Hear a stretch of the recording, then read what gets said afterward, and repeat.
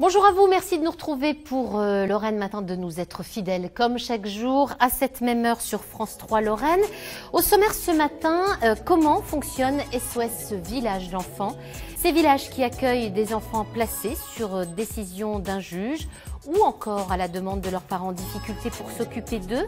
Quel rôle ont-ils, avec quels moyens? On en parle dans un instant avec mon invité Gilles Meunier, le coordinateur de SOS Village d'enfants en Lorraine.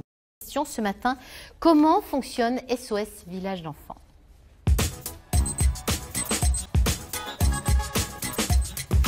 Réponse à cette question avec mon invité Gilles Meunier. Bonjour. Bonjour Laurent. Merci d'être avec nous. Vous êtes le coordinateur des deux villages d'enfants de Lorraine, celui de Jarville et de Marange-Sylvange. Et par ailleurs, vous êtes l'adjoint à la directrice nationale du développement de SOS Village d'enfants. Pouvez-vous nous expliquer en gros le principe de SOS Village d'enfants? Le principe, c'est d'accueillir des fratries d'enfants qui ont été confiés par le juge des enfants à l'aide sociale à l'enfance, leur offrir un accueil qui leur permet de rester avec leurs frères et sœurs dans une maison individuelle. Un village d'enfants est constitué d'une dizaine de maisons individuelles, avec une maison commune qui permet, ce sont les bureaux pour les professionnels de l'équipe et les lieux d'accueil pour les rencontres parents-enfants ou les salles d'activités collectives ou de soutien scolaire pour les enfants. Ça peut concerner aussi des enfants dont les parents sont en difficulté, qui ne peuvent pas s'en occuper provisoirement aussi? Oui, tout à fait, oui. Ouais. Un enfant peut être confié par le juge des enfants si les parents ont des grosses difficultés pour les accompagner, mais les parents peuvent solliciter également l'aide sociale à l'enfance pour temporairement accueillir leurs enfants. Ça date de quand, SOS Village d'enfants? Alors le fondateur Gilbert Coteau a créé l'association en 1956. On fête notre 60e anniversaire cette année. Bravo. Et donc, je voulais revenir avec vous sur les profils de ces enfants. Est-ce qu'il y a un profil particulier? Bien, on rencontre bien entendu toute une palette des difficultés que les enfants peuvent rencontrer, en tout cas que des parents peuvent rencontrer dans l'éducation de leurs enfants. Et puis toutes les tranches d'âge, puisque c'est un accueil qui peut être à long terme. Donc on a des enfants. De quel âge jusqu'à quel âge? Eh bien, on a des enfants qu'on peut accueillir tout petits, parfois 18 mois jusqu'à 18 ans, et encore au-delà jusqu'à 21 ans avec un contrat jeune majeur. Vous pouvez aussi accueillir des enfants qui sont orphelins ou pas? Oui, c'était d'ailleurs la vocation de l'association lorsque son fondateur l'a mise en place, mais à l'heure actuelle, l'adoption fonctionne plutôt bien et il y a de moins en moins d'orphelins. On en a une petite proportion. D'accord. Alors, quand on parle d'enfants placés par un juge, c'est qu'on considère que ces enfants sont en danger pour eux-mêmes, ce qui veut dire qu'ils ont une histoire assez lourde, quel que soit l'âge qu'ils peuvent avoir du reste. Oui, tout à fait. Ça peut être des enfants victimes de violences sexuelles, d'inceste, de viol, comme des enfants laissés pour compte parce que leurs parents sont alcooliques ou encore drogués. C'est ça? Oui, c'est des profils, des types de situations qu'on peut rencontrer. Ce qui veut dire que ces enfants arrivent dans ces villages avec quand même un sac à dos assez costaud. Oui. Donc j'imagine qu'il y a des personnels adéquats pour accueillir ces enfants. Enfin, c'est pas simple quand Alors, même. La personne qui est la principale professionnelle qui accompagne ces enfants, ce sont les éducatrices familiales. Que vous appelez des mères SOS. Des mères SOS, oui, ça c'est notre... Qui ne sont pas les mères biologiques, mais qui remplissent un rôle de maman, en quelque sorte. Tout à fait.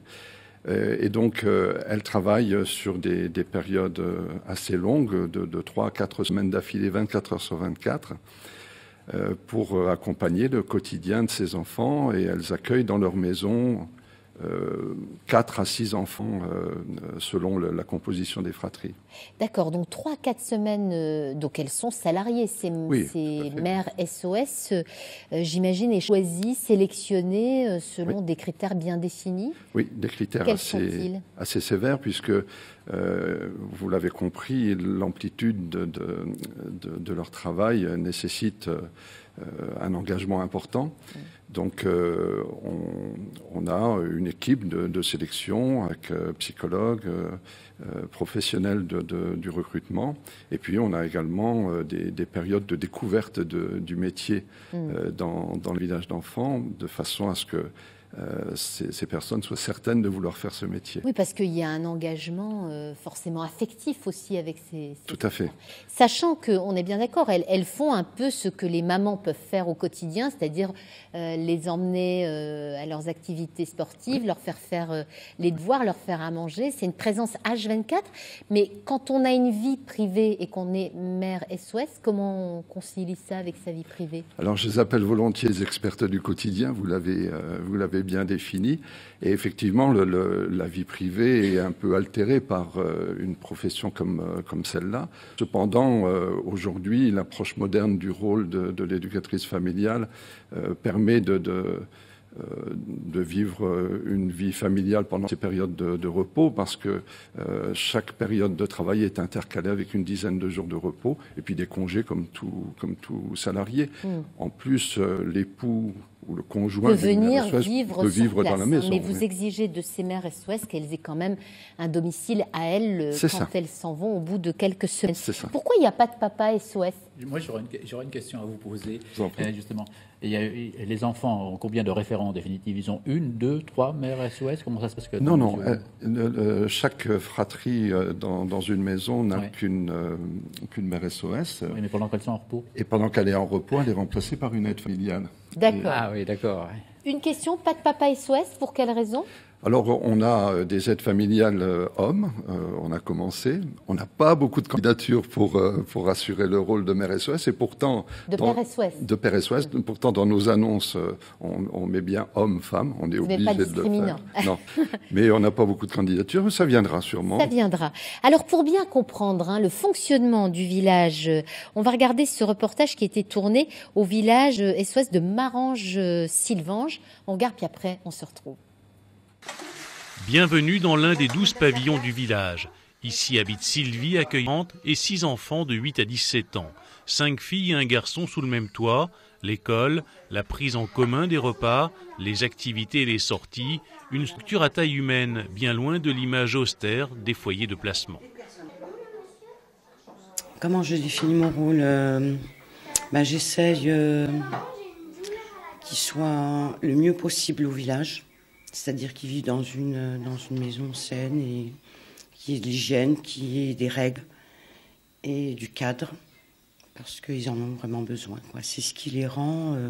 je trouve que c'est ce qui leur fait du bien et qui les aide à grandir.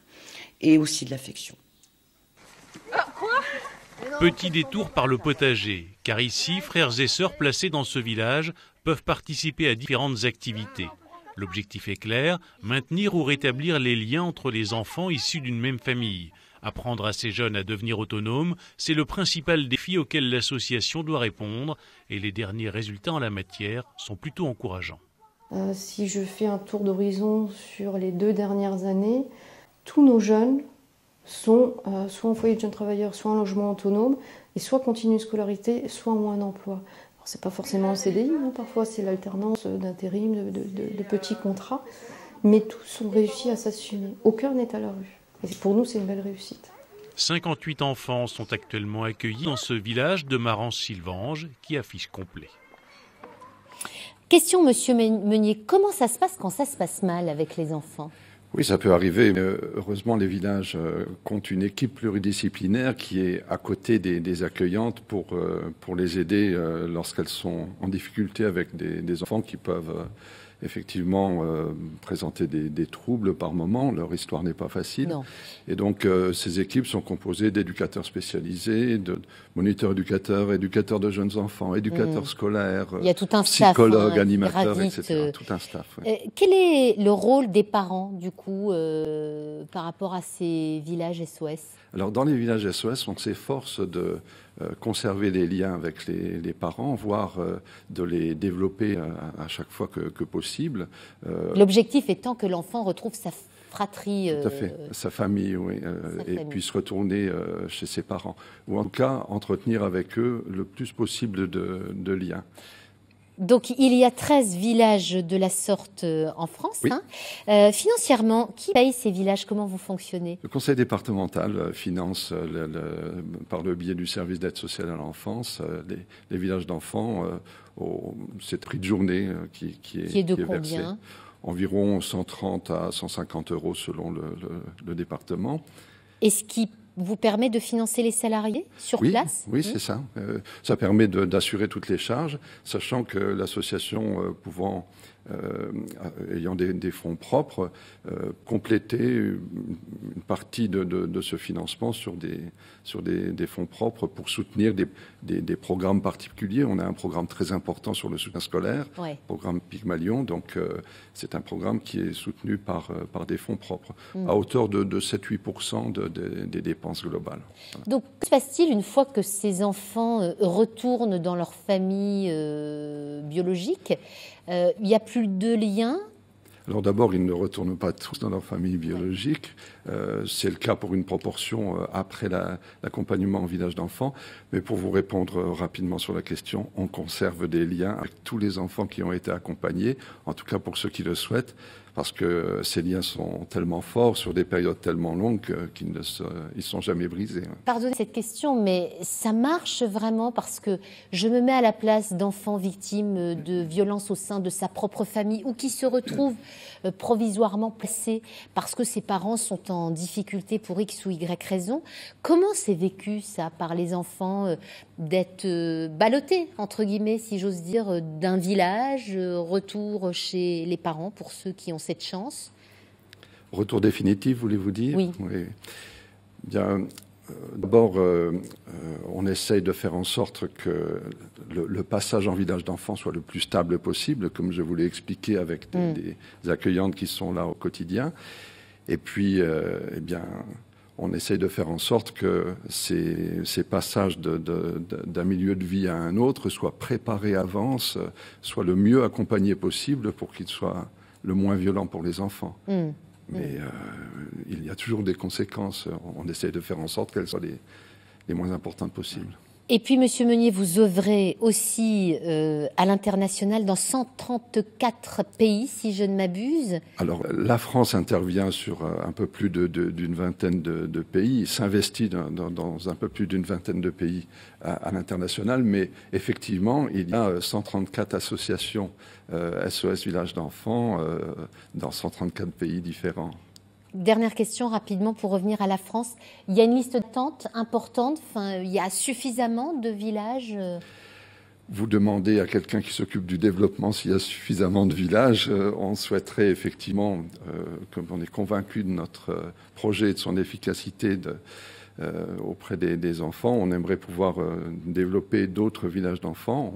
On a des contacts, on a des possibilités, mais les départements sont soumis à des restrictions budgétaires, effectivement, et c'est de cela dont vous dépendez, évidemment. Ça n'est pas facile, mais on développe aussi, adossé au village d'enfants, des services d'accueil d'urgence, des maisons des familles pour les parents ou des espaces de transition pour les jeunes majeurs ou les adolescents.